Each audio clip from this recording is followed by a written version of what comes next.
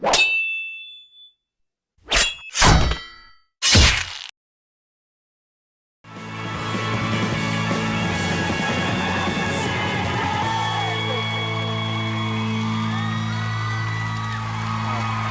man. How you doing?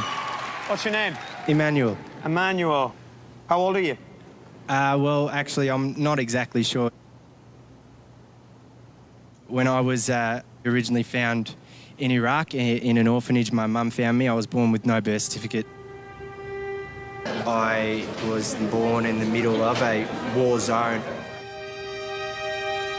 My brother and I, we were found by the nuns in a box in a park, in a shoebox. Imagine there's no heaven. Whoa, man. I hope someday you'll join us, and the world will be as one. Yeah, and we want to say hello, Moira. Thank you for being here, representing Australia around the world in such an amazing fashion. And what we're going to do for Moira is ask Emmanuel to come on and sing a song with us. And here he is, Emmanuel Kelly. Imagine there's no heaven. It's easy when you try. I used to rule the world. Seas will rise when I gave the word. Let's ask Emmanuel to come back on if that's possible. It was a wicked and wide young curtain. Blew down the doors to let me in. Shadow windows and the sound of drums. People couldn't believe what I'd become. Bells and bells are ringing. Roman Catholic choirs are singing. Be my mirror, my sword, my shield. My missionaries in a foreign field. Welcome to the 2Knight Show. We have a very special guest with us, Emmanuel Kelly. Hi, Emmanuel. It's so nice to see you. Hi, how are you, Hannah? I'm doing good. That's awesome. So happy to be on here. Thanks. We're really excited to have you here with us. So Thank you. we have a couple of questions for you. Yeah. We know that you have a very interesting life, like full of cool, different experiences. Would you like to tell us about X Factor? Were you nervous? Sure, absolutely. Yeah, so I was nervous on X Factor. It was super nerve-wracking, but it was super fun. I remember the day I went for the audition, I walked up to the desk, I signed my name, I did all that sort of stuff. And then I'm waiting in the back room for like 6-7 hours until I'm going on stage. And I walk up and I'm ready, and this guy comes up to me, and I was supposed to, at least to X Factor, I was going to be singing Imagine, but in my head, I was going to sing something else. I was going to sing a song called Home by Michael Bublé. So I'm there, I'm prepped, I'm getting ready, and I'm about to jump on, and they're like, all right, Emmanuel, are you ready to sing Imagine? I go, sorry, what? No, man, I'm supposed to be singing Home by Michael Bublé. And they're like, nope, you're singing Imagine. I'm like, nope, I'm singing Home. And he's like, well, dude, you got 10 minutes. And I'm like, sorry, what? He goes, yeah, you got 10 minutes. You're going on the show in 10 minutes. You're going to be filmed in 10 minutes. And here's my computer. Start practicing your song. So I'm like, oh, man, this is nuts, right? So I'm on side stage. I'm ready. I've rehearsed my 5-minute practice run. No idea half the words of the song. And just as I'm about to step on stage, I'm like, you know what? Stuff it. Go on stage. I feel like I'm supersonic me, right? And I'm like hedgehog, you know, the hedgehog, you know, right? So I'm like him, and I'm like, you know what? Stuff it. I'm going on. So I go on and I start telling my story, which we can share and talk about in a minute. But yeah, and it was pretty wild. It was pretty nuts. That's really cool. So you're friends with a lot of celebrities. How did you meet them? I met them all on Tinder. No, I'm kidding. No. I met them all, you know, different ways. So after the show, I got these opportunities to you know, come to America and like pursue my dreams and pursue everything and whatnot. And so yeah, I came out to the US. I started pursuing my dreams. I started pursuing, you know, all the things that I wanted to pursue and become a pop star and become a pop singer and all that sort of stuff. And I got to meet some pretty cool people along the way. It was just at different events, at different things I did. I got to meet people like, you know, the Bruno Mars camp and those guys. And I got to meet like Quincy Jones's people. And then eventually I just kept going. And now my kind of mentor and producer out of all of them is Chris Martin from a little small, really, really tiny band. They're not very big, called, you know, no one knows them. They're tiny. You heard of them? Mm-hmm. And so, no, they're big, obviously. And so, yeah, I got to meet them and go on tour with Coldplay as their special guest. And it was pretty bloody wild, really. It was incredible. So I was really, really lucky. And then Chris started helping me produce. And before I knew it, I had a music video, which just released last year, which featured a lot of these people like Demi Lovato and Chris Martin and this rapper named Royce the 5'9", who was signed to Eminem and he was big in like early 2000s, and just a bunch of people, Elizabeth Moss from that TV show Handmaid's Tale, and just it was pretty nuts. Jean-Claude Van Damme. It was pretty awesome, some of the people that were just in the video. And I was super lucky. Amber Riley, who's from Glee, right? So it was pretty cool that I got to just meet all these people along the way and along the route. And I got to do different things like go on, be a part of one of Oprah's TV shows that she did. And it was nuts. So it was just a lot of hard work, a lot of dreaming big, a lot of believing in myself, and a lot of realizing that, you know, as long as I love myself and embrace who I am, then anything's possible. So when I started doing that, then I started to just manifest things, if that makes sense. Yeah, it does. So what was your first onstage experience? My first onstage experience. So I'm originally from Iraq, right? So I was, you know, to kind of give you this, I'd have to go backwards. So I'm originally from Iraq. I was found in a box on a battlefield in Iraq by some soldiers who were, you know, taking a few shots. They hear it at each other and shooting at one another. They hear a child cry and they go towards that child, and they see a box, and in the middle was a box and towards the baby, and then they see a box, and in that box was me, this gorgeous face, right? So they open the box, they take me to this orphanage. Wow, I didn't look this gorgeous. I was just really adorable and little at that point. Now I'm just good looking. Right? So anyways, they take me to an orphanage. I'm raised there for the next 7 years. And when I was in Iraq, music was like my salvation. It was like my way of escape, right?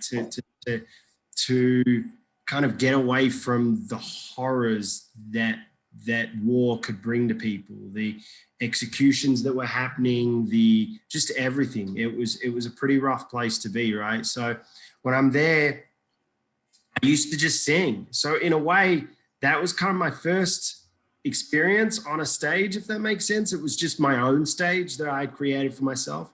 And then when I came out to Australia, I had a bunch of surgeries. I learned how to walk for the first time. I learned how to use a knife and fork, all the things we kind of take for granted. And then I was one day, I turned on the TV and was one day watching a little show called American Idol. It's pretty big. And I was watching an artist and this girl named Kelly Clarkson. And I'm like, man, I love this. This is amazing. If she can do it, so can I.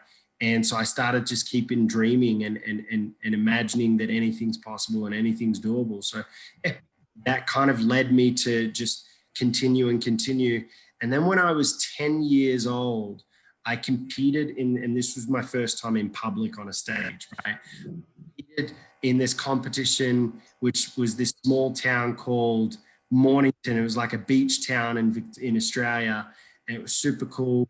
And so I'm, you know, at this beach town, I competed in this competition, and I came second, and my brother came first, which is not fair because I'm better than him. He's just smarter. Right? I'm better singer. He's smarter. I'm better looking. He's smarter again. That's the only difference between us two. But anyway, he won. And I don't know why, but from that day onwards, and then a week later, I competed in a swimming competition and I beat him. So it's like from there on, we looked at each other and we're like, man, I'm going to beat you in swimming. And I'm like, beat you in singing. And then we kind of like just swapped courses. And he went this way, I went this way, because we both became good at the opposite things. It was pretty wild. And then about a year later, I was on a conference, at this like convention thing for my mum. She was speaking for like financial advisors, super boring, but financial advisors, right?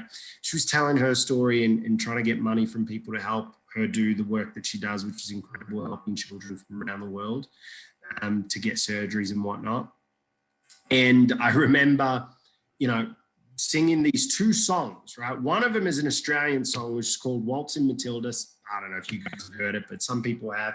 And then the other song was this song that you would never have heard of in your life called Give Me a Home Among the Gum Trees. It's an Australian song.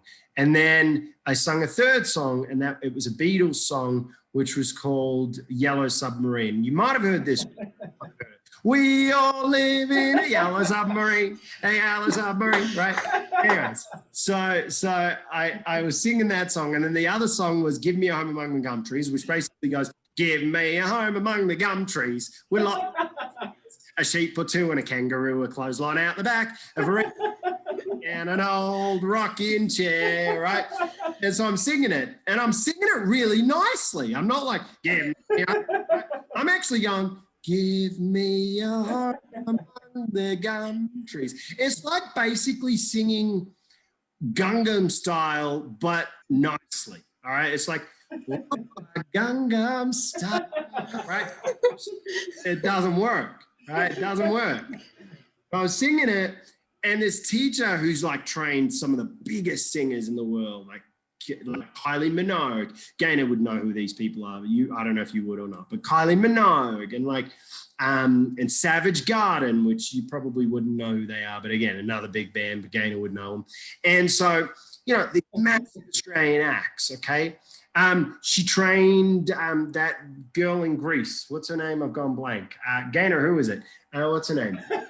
Olivia John. Yeah, that one. She trained her, and now you know who that is, right? She trained people like that. She comes up to my mom and she goes, Moira, he can really sing. He turned a ridiculous song into a nice song. And she's like, no, yeah, he can't sing. He's just cute. And she's no, he really can sing. And she's like, don't tell him. Just tell him he's cute. Don't tell him he can sing, otherwise he'll want to pursue it. Anyway, they tell me I can sing. I started pursuing it. And from that day on, I'm like, I'm going to become one of the biggest pop stars in the world. I'm going to make it. And then I'm going to become an actor, and I'm going to become a superhero actor. I don't know, whatever. But point is, I wanted to go big, right?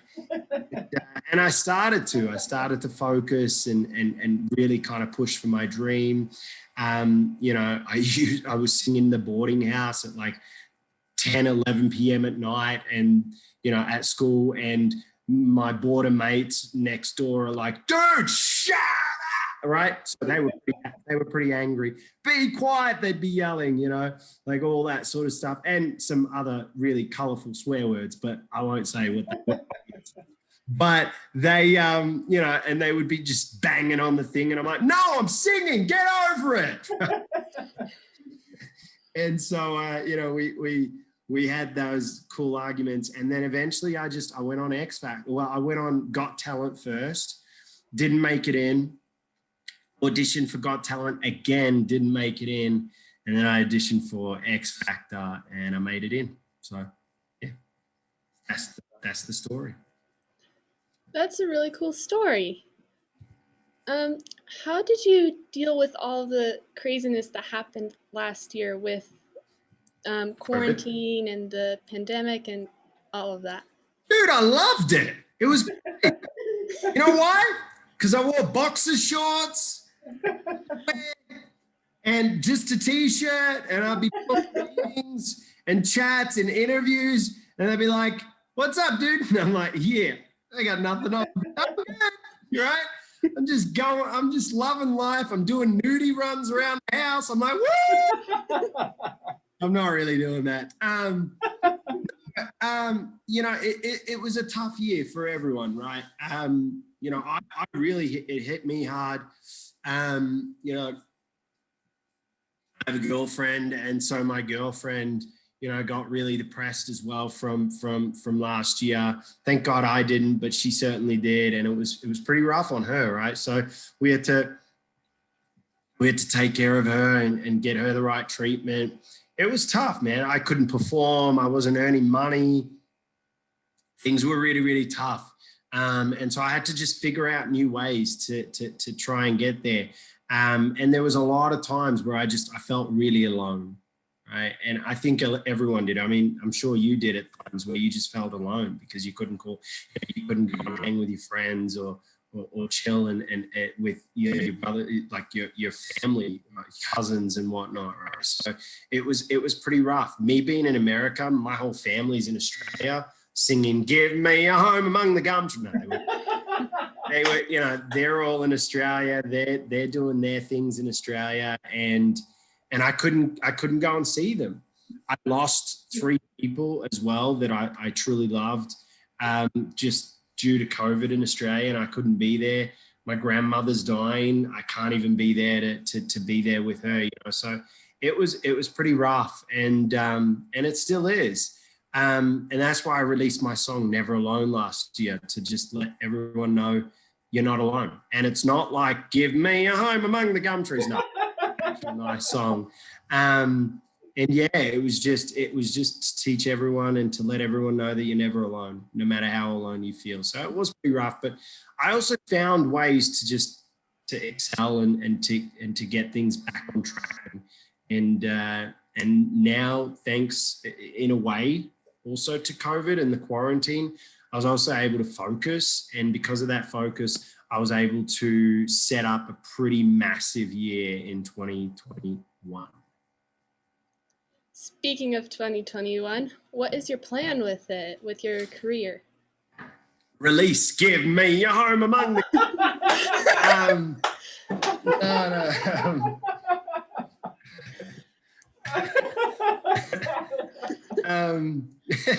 I don't know what's funnier, me going "Give Me a Home Among the Gum Trees" or Gaynor laughing his to that song. No, 2021's a big year. You know, we have some pretty awesome things happening. My hair looks crazy today. I'm sorry.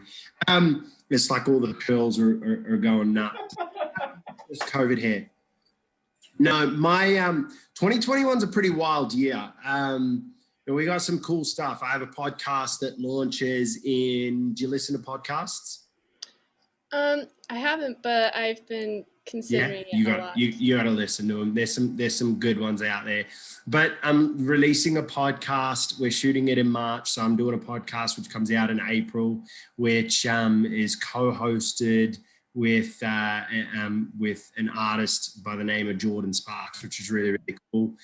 So that comes out in April. I have what else do we have? I have a reality show that starts up in June, following my life. It's my reality show. I'm not a Kardashian, so I'm not going to be slapping people across the face. It's just not my style. I'm going to be patting them on the head like a puppy dog. Okay? Because, you know, I don't do Kardashian. Oh my God, why did you do that? No.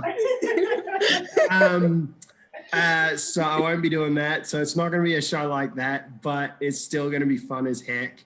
And what else? And then I've got a single. Well, I've got an album which comes out in June as well, and that's like connected with a one-man show, so like a theater kind of show where I get to sit there, sing "Give Me a Home." No, I get to sit there and tell my story.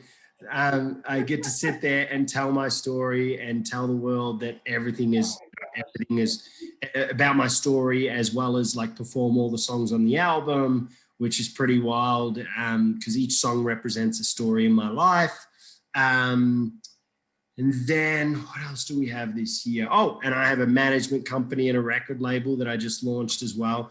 And we're signing some pretty amazing, huge A-list talent, which I'm really, really excited. And we're signing talent and artists who are different and are outliers and would never able to find an opportunity in their lives just because of their background or where they live, or, the fact that they live in a small village somewhere in like Africa or wherever it was, right? So we're really kind of focusing on that, which I'm really, really massively, enormously excited about.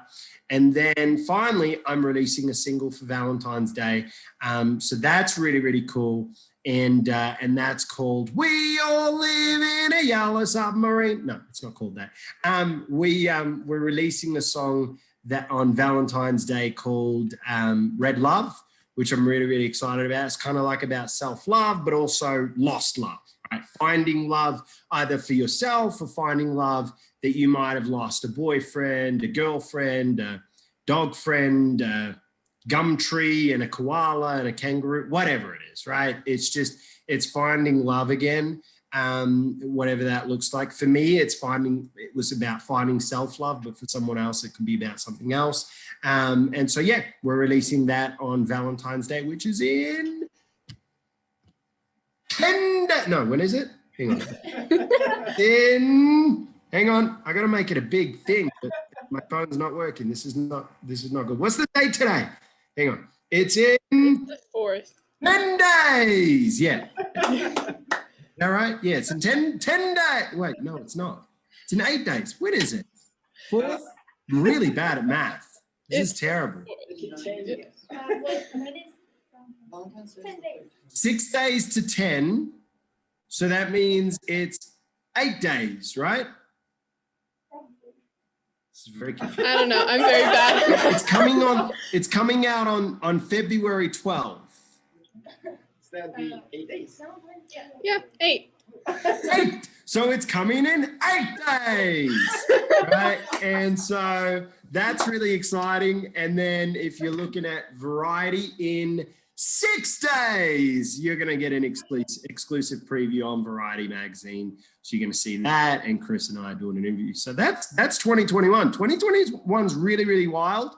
2022 is even better. I'm doing a tour, which I'm really, really excited about. It's called "Give Me Your Home Money."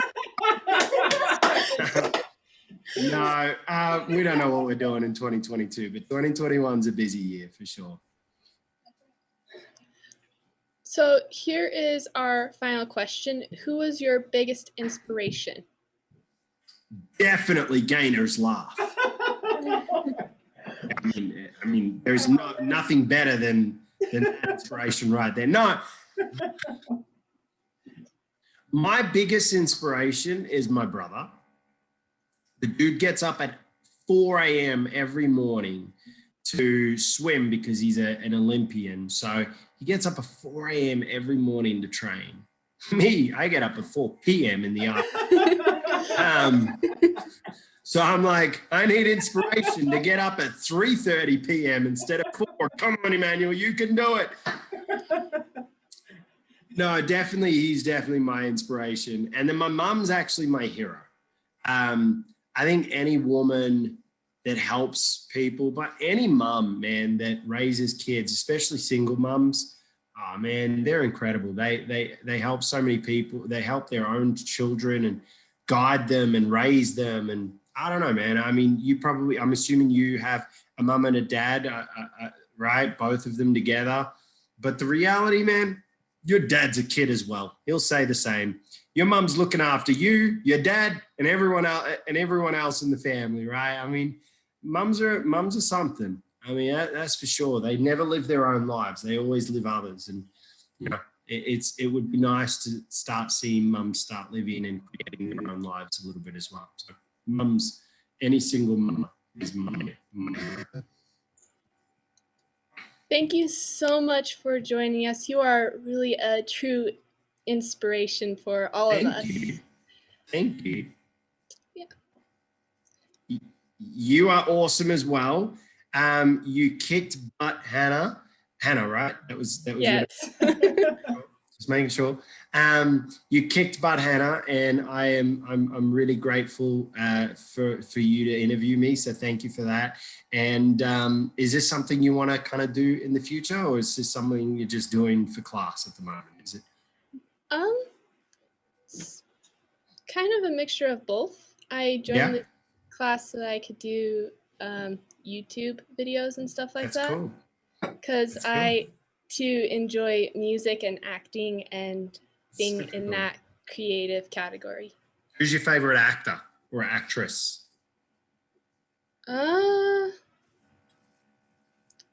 Not fully sure, because Not there's fully sure? moments where I am distracted with one specific movie or series or something like that, and I'm obsessed with a specific actor. Yeah, what's your favorite series then? And Once Upon a Time and Julie and the Phantom. that's so good. Once Upon a Time. Yes. It's so good. I loved it. Loved it. Slept. I went to bed at like 3 a.m. every morning until the series was finished, until I actually watched every single episode. I binged the heck out of it. That's a good one. And what's the other one? Julie and the Phantoms. I haven't fully seen it yet, idea what that is. but it's a Netflix series where a girl befriends 3 ghosts and they form this band where it didn't make sense at all to me, but there's some really good songs. How do they hold the drumsticks? They're ghosts. It Just go through? Apparently their instruments are part of them, because like, you know, when music is literally part of you, like you can't live without it. Their instruments are part of their souls, basically, and it's really cool. I personally don't sleep with a guitar as a teddy bear every night, but sure, go for it. Yeah. Imagine that though, sleeping with a guitar.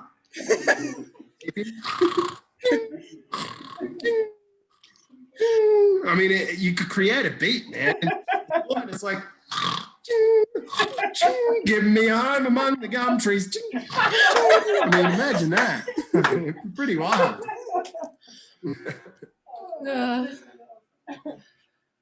Well, thank you again for joining us. Thank you. You're awesome. Well done. You kicked butt. That's all for today. Thank you for joining us at the Tonight Show. We'll see you next time. Give me a home among the gum trees with lots of plum trees. A sheep or two, a kangaroo, a clothesline out the back, veranda out the front, and an old rocking chair.